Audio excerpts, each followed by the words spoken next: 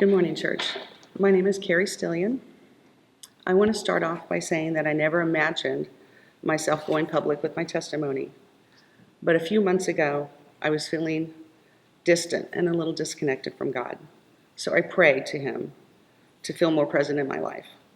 It wasn't the first time that I had felt that way, and it wasn't the first time that I prayed about it.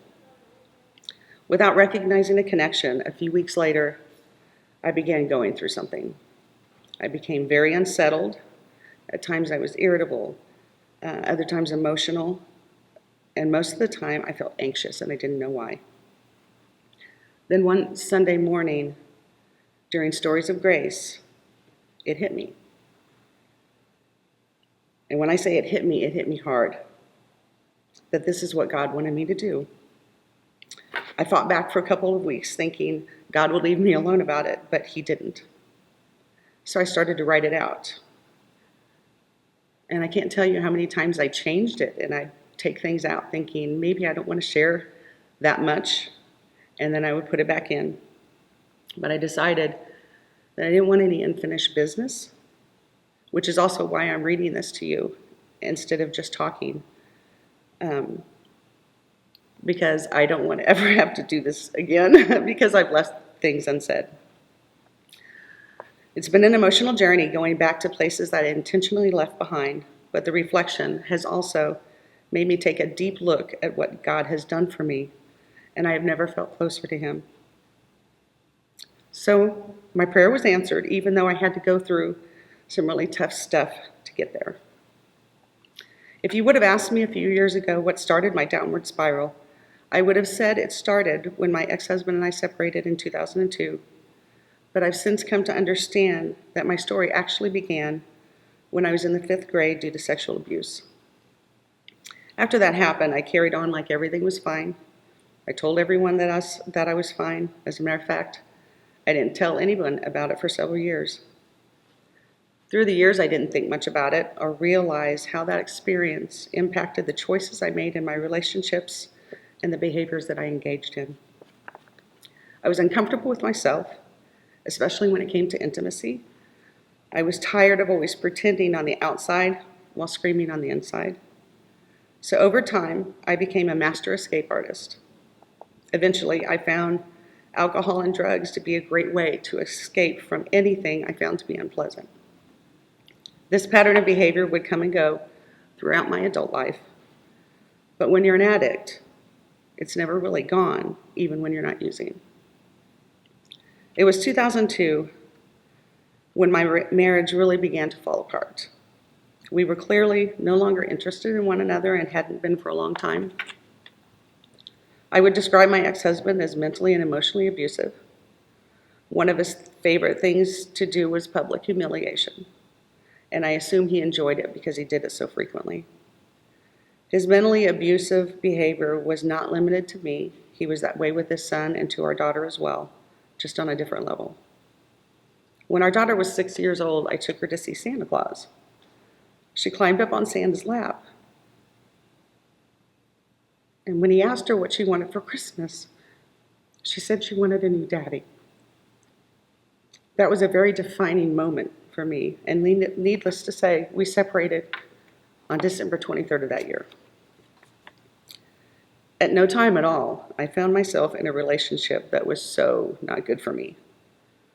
By that time in my life, I would guess that I had tried just about every kind of drug that was out there, at least once. But this relationship came with an addiction to methamphetamine. May 10th, 2005 was like any other morning. I put my daughter on the bus and went back inside to finish getting ready for work. Suddenly, the drug task force broke into my home. They were wearing these strange hazmat-looking suits and pointing assault rifles at me. I was so confused and I didn't understand what was happening. They dressed me in a hazmat suit, handcuffed me, and put me out on my front lawn for all of my neighbors to see while they executed their search warrant. You see, someone had told them that I was operating a meth lab out of my home. I don't know where a person hides a meth lab, but apparently they weren't going to stop looking until they emptied every drawer, every cabinet, and overturned every piece of furniture. Of course, there was no meth lab to be found. With everything that had just happened, that was still not the worst part of my day. The Department of Children and Family Services stepped in and placed my daughter with her dad. I could deal with being arrested. After all, I was using meth. I could deal with the humiliation and even knowing that I was facing criminal charges. But I couldn't be there to comfort Reagan and to tell her that it was going to be okay. I couldn't bear to think of her pain and confusion, and I couldn't do anything to fix it. I knew how unhappy she was, and I fought the system for years trying to get her back. Nothing worked. No one would listen, and no one could see past what I had done. Then one day on my way to work, I was crying and desperate for a glimmer of hope. I had contemplated many times of different ways that I could permanently end my sorrow. I was sitting at a stoplight and I cried out, God, if you are there, I need a sign. I need to know that everything is going to be okay. Within a few minutes, I arrived at work, and before I could even sit down, my desk phone rang. On the other end of the line was a girl named Lindsay. I don't think I would have defined Lindsay as a friend, but more of an acquaintance. After all, I knew that Lindsay was a Christian, and so of course we had nothing in common. My first thought was, why is she calling me, and how did she get my work number? I didn't even know she knew where I worked. I'll never forget what Lindsay said to me. She apologized for calling and said she didn't know why, but God had told her she needed to call and let me know that everything was going to be okay. That phone call changed my life. I sought out a small church near my home and found that every sermon seemed to be about me. I accepted Jesus Christ into my life shortly after. Whew. So there I was, a new Christian, with little understanding of really what that meant. All I knew was that in my mind, things were going to get better. I came to expect that God would bring justice to my situation, but he didn't. In a way, I think that made things even harder for me to understand. I understood that I had a price to pay for my choices, but Reagan and my family didn't, and I had caused them so much pain. Nothing made sense. I prayed and prayed that Reagan could come home, and even though I knew my circumstances weren't perfect, it had to be better for her than staying where she was. But that was my plan, not God's. My favorite Bible verse is Jeremiah 29:11, which starts out, "For I know the plans I have for you, says the Lord." Do I think that everything that had happened was part of God's plan? No. I did those things. It was because of the choices that I made. Some of my lifetime friendships were destroyed. My daughter, my parents, brothers and sisters were suffering and asking themselves if I was who they always thought I was.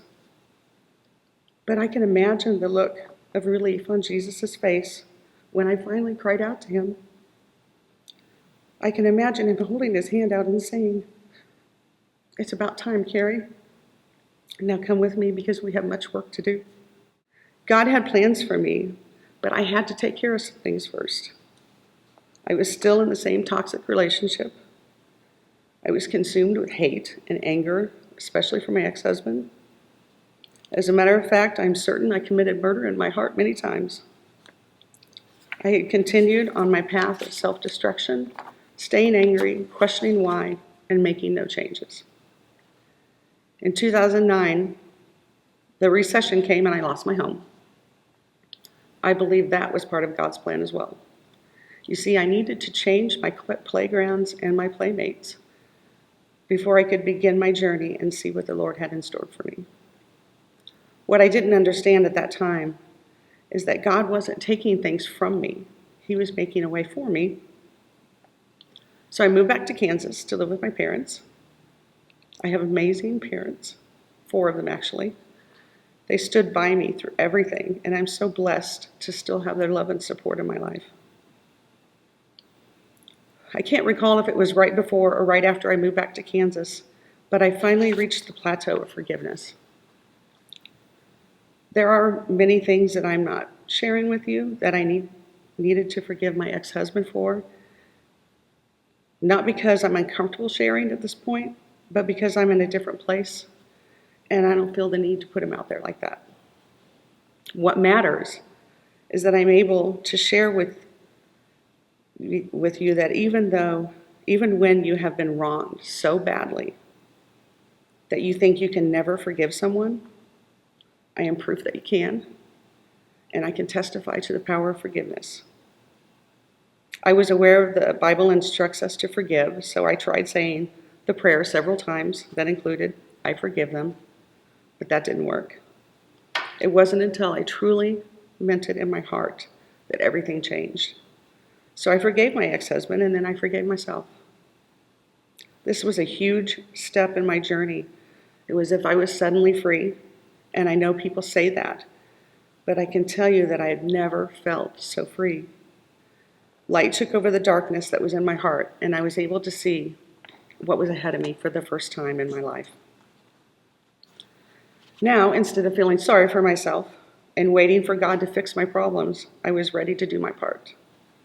I needed a new path in life, so I decided to go back to school to be a therapist.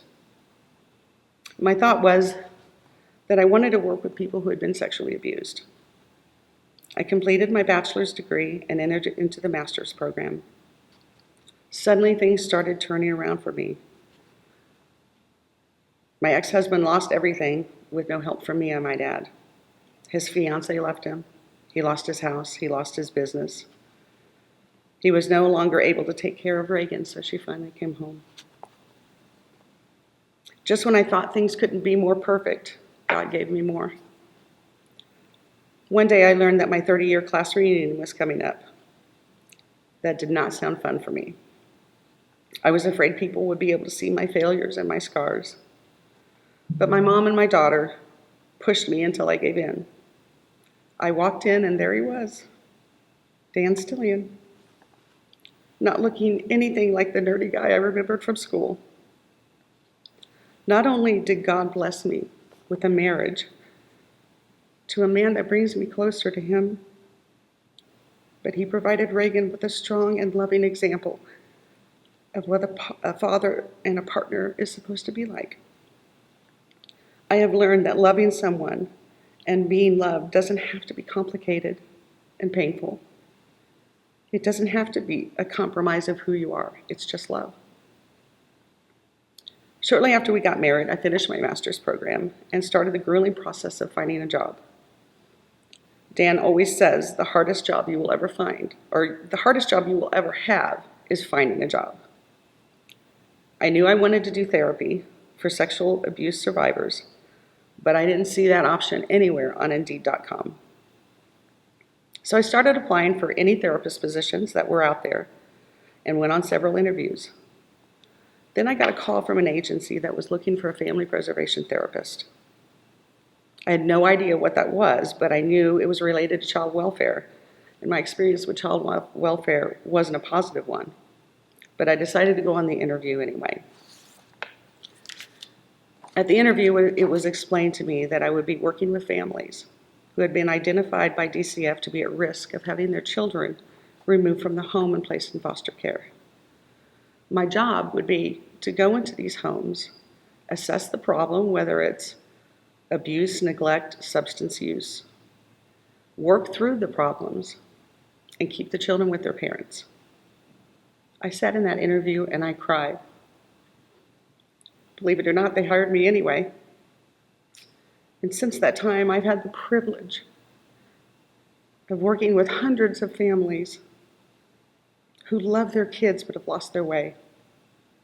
I know so well what that feels like. I know how it feels to love your child more than yourself, but have a stronghold in your life that you can't say no to. I know what it feels like to be up against a system and feel like no one hears you. I remember thinking to myself, if only the state I was living in had offered me such a program, maybe things would have turned out different. But I know they wouldn't have. God spent a lot of time working on me. He waited patiently for me, and he never, ever gave up on me. For I know the plans I have for you, says the Lord. If I could take anything away from my story, it would be the pain and sorrow that I put Reagan and my family through. I am so sorry for that. But I believe in my heart that God holds a special place for each of you and for what you have went through for his glory. My hope is that someone will benefit from hearing this testimony.